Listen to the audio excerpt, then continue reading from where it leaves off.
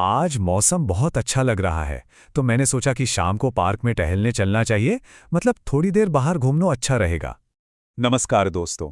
आज हम बात करने वाले हैं दी इंफॉर्मेशन टेक्नोलॉजी एक्ट यानी सूचना प्रौद्योगिकी अधिनियम के बारे में। हम इस एक्ट को ना बिल्कुल सिंपल और प्रैक्टिकल तरीके से समझेंगे, ताकि चाहे एग्जाम हो, लीगल जानकारी बढ़ानी हो या बस एक आम समझ बनानी हो, सब में मदद मिले। तो चलिए एक नज़र डालते हैं कि आज हम क्या-क्या जानेंगे। सबसे पहले आईटी एक्ट क्यों है और क्या है। फिर डिजिटल चीज़ों को कानूनी मान्यता कैसे मिली।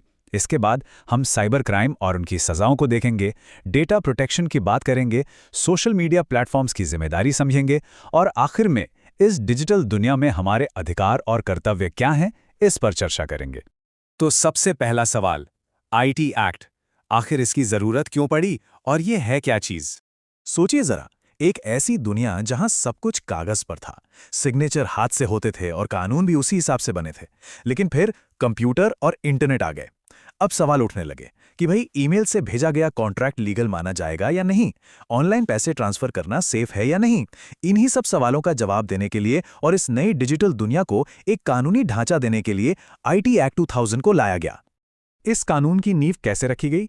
इसकी कहानी शुरू होती है 1997 में, जब यूनाइटेड नेशंस ने इलेक्ट्रॉनिक कॉमर्स पर एक मॉडल लॉ बनाया। उसी से इंस्पिरेशन लेकर इंडिया ने साल 2000 में अपना इंफॉर्मेशन टेक्नोलॉजी एक्ट पास किया। फिर जैसा कि टेक्नोलॉजी में होता है, चीज़ें बहुत तेज़ी से बदलीं, तो 2008 में इसमें बड़े बदलाव भी किए गए। और आज ऑनलाइन शॉपिंग से लेकर सरकारी कामकाज तक हमारी पूरी डिजिटल लाइफ इसी कानून के दायरे में आती है। अच्छा, इस एक्ट को समझने के लिए ना कुछ ज़रूरी शब्दों का मतलब जान लेते हैं। जैसे कि इलेक्ट्रॉनिक रिकॉर्ड, बड़ी टेक्निकल टर्म लगती है ना? पर इसका मतलब बड़ा सिंपल है। सेक्शन 2T कहता है कि कोई भी डेटा, इमेज या साउंड जो इलेक्ट्रॉनिक फॉर्म में स्टोर या भेजा गया हो, मतलब आपका email, WhatsApp message, PDF file, यहाँ तक कि एक डिजिटल फोटो भी, ये सब के सब इलेक्ट्रॉनिक रिकॉर्ड हैं। और फिर आता है कंप्यूटर रिसोर्स। इसमें क्या क्या शामिल है? सेक्शन 2K बताता है कि इसमें आपका laptop, mobile phone, internet network, उसमें मौजूद डेटा, डेटाबेस और सॉफ्टवेयर सब कुछ आ जाता है। बेसिकली वो पूरा डिजिटल इंफ्रास्ट्रक्चर जिसे हम रोज इस्तेमाल करते हैं। चलिए अब आगे बढ़ते हैं और देखते हैं कि इस एक्ट ने हमारी ऑनलाइन दुनिया को लीगल तौर पर पक्का कैसे बनाया। ये इस एक्ट का आप कह सकते हैं सबसे बड़ा गेम चेंजर था। पहले क्या होता था, किसी भी डॉक्यूमेंट को लीगल मानने के लिए कागज और उस पे हाथ से किया गया सिग्नेचर ये जरूरी था। लेकिन अब सेक्शन 4 कहता है कि एक इलेक्ट्रॉनिक रिकॉर्ड भी उतना ही लीगल है। और बिल्कुल इसी तरह सेक्शन 5 इलेक्ट्रॉनिक सिग्नेचर को हैंड रिटन सिग्नेचर के बराबर की मान्यता देता है। इसी वजह से आज ऑनलाइन कॉन्ट्रैक्ट्स और ई-कॉमर्स पॉसिबल हैं। तो ये जादुई डिजिटल सिग्नेचर आखिर काम कैसे करता है? इसको ना एक बहुत ही सिक्योर डिजिटल ताला चाबी सिस्टम की तरह समझिए। आपके पास होती है एक प्राइवेट की, ये आपकी पर्सनल चाबी है जो सिर्फ आपके पास रहती है। जब आप कोई डॉक्यूमेंट साइन करते हैं तो इस चाबी से एक यूनिक डिजिटल लॉक लग जाता है। अब इस लॉक को चेक करने के लिए एक पब्लिक की होती है जो सबके लिए अवेलेबल है।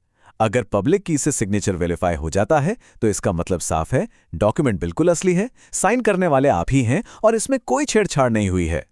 अब जब टेक्नोलॉजी ने इतनी सुविधाएं दी तो जाहिर है इसके गलत इस्तेमाल के रास्ते भी खुल गए। यहां से शुरू होता है आईटी एक्ट का वो हिस्सा जो इन्हीं डिजिटल अपराधों यानी साइबर क्राइम से निपटने के लिए बनाया गया है और उनके लिए सजाएं तय करता है। शुरुआत करते हैं कुछ बुनियादी साइबर अपराधों से। सेक्शन 65 कंप्यूटर के सोर्स कोड से छेड़छाड़ करने पर लगता है। मान लीजिए किसी ने सॉफ्टवेयर के ओरिजिनल कोड को बदल दिया, इसके लिए 3 साल तक की जेल हो सकती है। फिर है सेक्शन 66 जो हैकिंग जैसे अपराधों से डील करता है। अगर कोई सेक्शन 43 में बताए गए काम बेईमानी से करे, जैसे बिना परमिशन के किसी का अकाउंट एक्सेस करना, तो वो इस सेक्शन में आ जाता है। और हाँ, सेक्शन 66B कहता है कि अगर कोई बेईमानी से चोरी का फोन या लैपटॉप खरीदता है तो वो भी अपराधी है। अब आते हैं उन अपराधों पर जो सीधा हम जैसे आम लोगों को टारगेट करते हैं।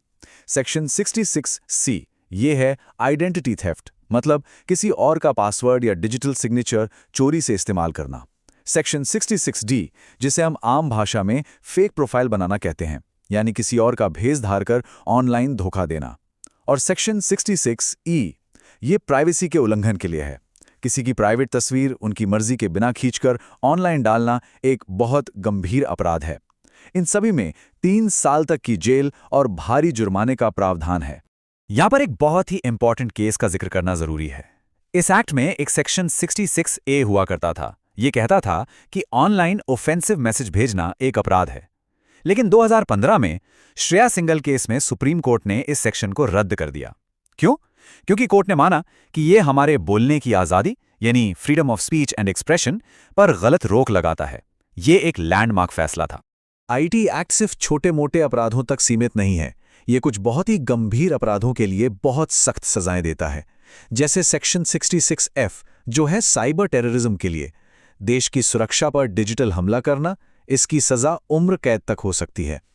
फिर है सेक्शन 67 जो अश्लील मटेरियल ऑनलाइन फैलाने पर रोक लगाता है, और सेक्शन 67A और 67B सेक्सुअली एक्सप्लिसिट कंटेंट और खास करके चाइल्ड पोर्नोग्राफी से जुड़े मामलों में और भी ज्यादा कठोर सजा देते हैं, जिसमें 7 साल तक की कैद और 10 लाख का जुर्माना शामिल है। सजाओं से हटकर अब बात करते हैं मुआवजे की। मान लीजिए आपका डेटा चोरी हो गया या किसी ने आपके सिस्टम को नुकसान पहुंचाया, तो इस नुकसान की भरपाई कैसे होगी? यहां पर एक्ट कंपनीज की जवाबदेही तय करता है। इसके लिए है सेक्शन 43।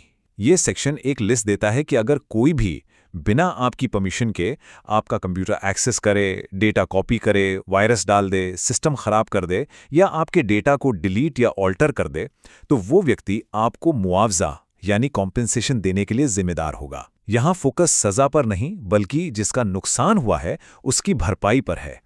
और फिर आता है सेक्शन 43A जो सीधे सीधे बड़ी कंपनीज को जिम्मेदार ठहराता है। ये कहता है कि अगर कोई कंपनी जैसे कोई बैंक, हॉस्पिटल या सोशल मीडिया साइट आपके सेंसिटिव पर्सनल डेटा को सुरक्षित रखने में लापरवाही करती है और उस लापरवाही से आपको कोई नुकसान होता है, तो वो कंपनी आपको मुआवजा देने के लिए बाध्य है। तो ये सेंसिटिव पर्सनल डेटा आखिर है क्या? इसमें वो सारी जानकारी आती है जो बहुत प्राइवेट होती है, जैसे कि आपके पासवर्ड्स, आपकी फाइनेंशियल डिटेल्स जैसे क्रेडिट कार्ड नंबर, आपके बायोमेट्रिक डेटा जैसे फिंगरप्रिंट, आपकी हेल्थ से जुड़ी जानकारी वगैरह। कानून कहता है कि इन सब चीजों को प्रोटेक्ट करने के लिए कंपनीज को रीजनेबल सिक्योरिटी प्रैक्टिसेस अपनानी ही पड़ेंगी। अच्छा, अब उस सवाल पर आते हैं जो हम सबके मन में होता है। ये जो बड़ी बड़ी सोशल मीडिया कंपनीज हैं या इंटरनेट प्रोवाइडर हैं, इनकी कानूनी जिम्मेदारी क्या होती है? कानून इन सभी को एक नाम से जानता है, इंटरमीडियरी यानी मध्यस्थ। सेक्शन 2W के मुताबिक ये वो कोई भी है जो किसी और के लिए इलेक्ट्रॉनिक रिकॉर्ड को रिसीव, स्टोर या ट्रांसमिट करता है। तो इसमें आपका internet provider, social media sites, online shopping sites सब आ जाते हैं। तो क्या फेसबुक हर उस पोस्ट के लिए जिम्मेदार है जो आप और मैं डालते हैं? इसका जवाब है हाँ भी और ना भी। और इसको समझाता है सेक्शन 79 जिसे सेफ हार्बर यानी एक सुरक्षित पनाहगाह भी कहते हैं। ये कहता है कि एक इंटरमीडियरी यूजर्स के कंटेंट के लिए जिम्मेदार नहीं है अगर वो कुछ शर्तें पूरी करे, जैसे उनका काम सिर्फ एक प्लेटफॉर्म देना हो, वो कंटेंट को खुद ना बदलें, और सबसे इंपॉर्टेंट शर्त, जब उन्हें किसी गैर कानूनी कंटेंट की पक्की जानकारी मिले तो वो उसे फौरन हटाएं।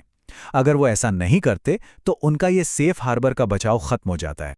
तो इस पूरी जानकारी को समेटते हुए आइए अब बात करते हैं हमारे डिजिटल अधिकार और कर्तव्यों की। तो चलिए 5 सबसे जरूरी बातें जो हम सबको इस एक्ट से सीखनी चाहिए, उन्हें आसान शब्दों में दोहरा लेते हैं। 1. आपके डिजिटल साइन और डॉक्यूमेंट्स की कानूनी वैल्यू है। 2. हैकिंग, आइडेंटिटी थेफ्ट जैसे काम गंभीर अपराध हैं। 3. आपको ऑनलाइन प्राइवेसी का अधिकार है। 4.